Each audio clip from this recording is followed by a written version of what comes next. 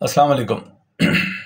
मेरा नाम आबिद बेली है और मैं अपने लोगों से कुछ बातें करना चाहता हूँ, जो मेरे फॉलोअर्स हैं, जो मेरे दोस्त हैं, जो मेरे फैंस हैं, उनसे। फिर उनकी मर्ज़ी, वो मेरा पैगाम आगे शेयर करना चाहें ना करना चाहें, उनकी सवाबदीद पर है। कल इलेक्शन का दिन है और हमारे मुस्तकबिल को, बल्कि हमारे बच्चों के मुस्तकबिल को सही रास्ता दिखाने का किस बंदे को सेहरा देना है, वो कल का दिन है। अब मैं सिर्फ ये कहूँगा कि अगर आप लोगों के पास दिमाग है तो कुछ बातें हैं जो आप लोगों को सोचने की ज़रूरत है। देखिए, जो लोग अपनी कॉर्नर्स मीटिंग में और अपनी जो पार्टी मीटिंग्स होती हैं उसमें किसी को चौकीदार कहते हैं और फिर उन्हीं के जूते चाटते हुए इस वक्त वो इलेक्शन लड़ रहे हैं। एक पार्टी जो है वो इलेक्शन नहीं लड़ रही, और अगर लड़ भी रही है तो किस तरह लड़ रही है वो आप सबके सामने है, और उससे कितना खौफ है कि उसको उसका निशान ले लिया, उसके लीडर को अंदर कर दिया, उसके लीडर को सज़ाएं भी सुना दी, सब कुछ कर लिया ना। इट्स ओके, आप सब कुछ कर सकते हो सर, करते रहो। लेकिन ये जो इलेक्शन लड़ रही है ना, जितनी भी पार्टियां, ये लोग जमहूरियत के नारे लगाते हैं, वोट को इज्जत दो के नारे लगाते हैं। क्या ये लोग वाकई जमहूरियत चलाना जानते हैं? क्या ये वाकई जमहूरियत समझते हैं? जमहूरियत तो जमहूर से होती है। जमहूरियत इन पार्टियों को जिस तरह से ये लेके चल रहे हैं इलेक्शन की अपनी कैंपेन्स, अगर ये वाकई जमहूरियत के अलमबरदार होते तो एक पार्टी जो कि उन्हीं की सियासी पार्टी, सियासी निज़ाम का हिस्सा है, उसके ख़िलाफ़ जो काम हो रहे हैं उस पर आवाज़ उठाते। एक अकेले शख्स को इस वक्त अंदर रख के और उसको सज़ाएं सुना के जो जिस तरह से ये इलेक्शन चलाए जा रहे हैं उस पर आवाज़ उठाते। लेकिन असल में इन तमाम पार्टियों को ये खौफ है और था कि अगर ये रहा या इसकी पार्टी रही तो हम तो नहीं जीत सकेंगे, चाहे जितने भी शोर मचाते रहें कि इसने कुछ नहीं किया, इसने कुछ नहीं किया। सबको पता है इसने क्या किया, किस तरीके से हमें कोरोना के मामलात इसने संभाले और हमारे मुल्क को जो है वो संभाला। इंडिया ने जब अटैक किया तो किस तरह रिएक्ट किया, किस तरीके से यूएन में जाके हमारे पाकिस्तान, हमारे इस्लाम के बारे में बात की, किस तरीके से सऊदी अरब की पहली मुलाकात जब शाह से हुई थी, शाह सलमान से, तो उसमें किस तरीके से हमारे मज़दूर तबके की बात की।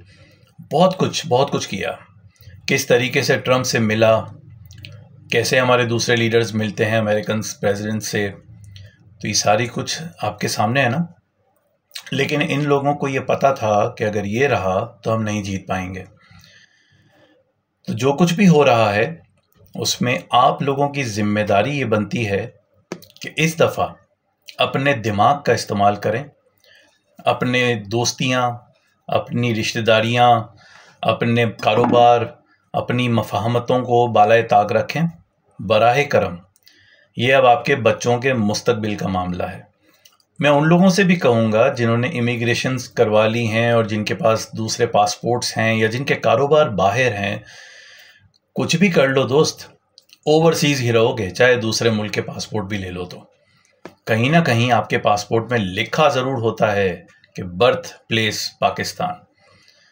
तो बराहे करम अपने रिश्तेदारों को, अपने दोस्तों को, अपने भाइयों को, बहनों को ये समझाएं कि ये जो कुछ हो रहा है और जो लोग इलेक्शन लड़ रहे हैं उन्होंने पिछले 75 साल में हमें क्या दिया है। आप यकीन करो, इंडोनेशिया में मैं इस वक्त हूँ, हमसे बाद में आज़ाद हुआ, हमारे अलावा और भी बहुत सारे इंडोनेशिया के अलावा हैं जो हमारे बाद आज़ाद हुए हैं, लेकिन वो आज कहाँ हैं और हम कहाँ हैं। सब छोड़ दें, अफ़गानिस्तान कहाँ है, हम कहाँ हैं। क्यों? क्या हमारे पास टैलेंट की कमी है? क्या हमारे पास मज़दूर तबके की कमी है? क्या हमारे पास पढ़े लिखे लोगों की कमी है? क्या हमारे पास यूथ नहीं है? सब कुछ है, और हमारे ही टैलेंट से बहुत सारे मुल्कों ने आगे तरक्कियां की हैं, इसकी मिसालें मौजूद हैं। बहुत सारे बाहर के इदारों ने तरक्कियां की हैं, इसके मिसालें मौजूद हैं, लेकिन हम पस्ती की तरफ जाते जा रहे हैं। कल का दिन आप लोगों ने बाहर निकलना है, सब ने निकलना है और उस शख्स को वोट देना है जिसने साबित किया है कि कुछ भी कर लो, रहूंगा तो मैं इसी मुल्क में, भागूंगा नहीं। सब भगोड़े हैं, पिछले जितने भी लीडर हैं और जो इस वक्त भी लीडर हैं, जो इलेक्शंस लड़ रहे हैं, भगोड़े हैं या चमचे हैं या फिर सिर्फ अपना मफाद देख रहे हैं। देखो ना, अलग अलग हो गए।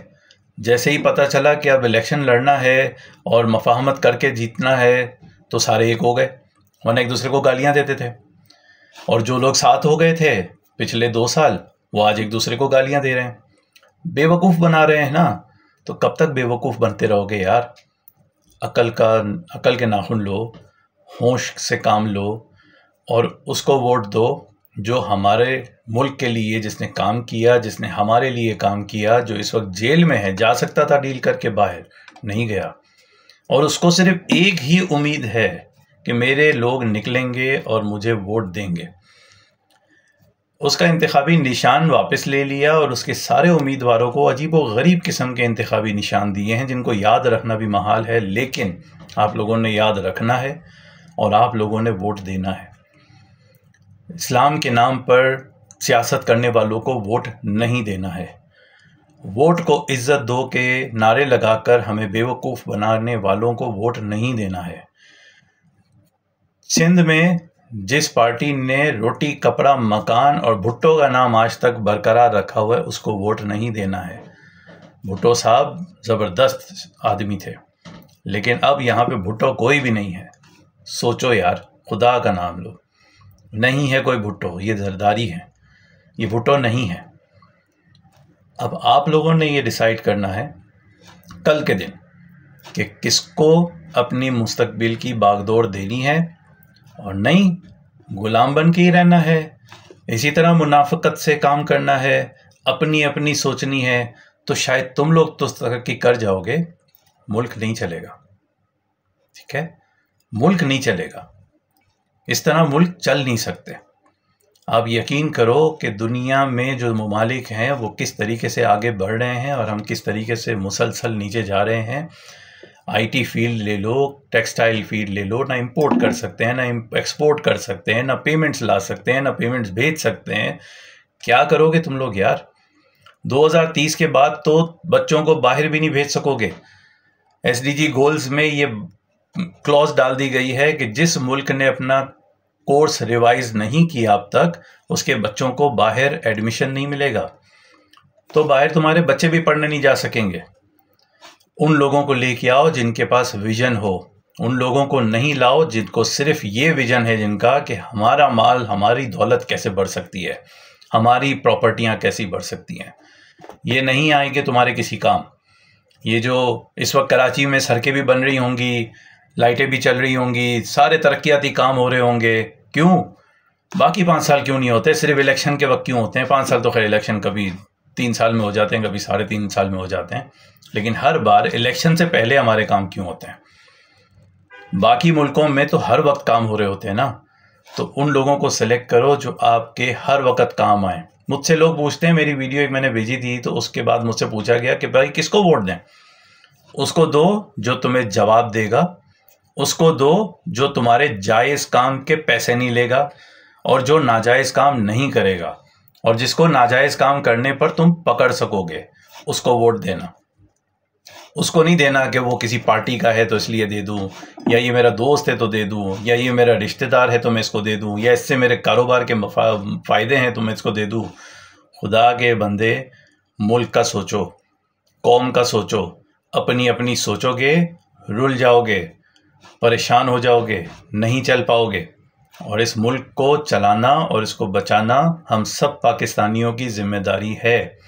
उस शख्स के लिए काम करो जिसके नाम पे पूरी दुनिया में हमारी इज्जत थी।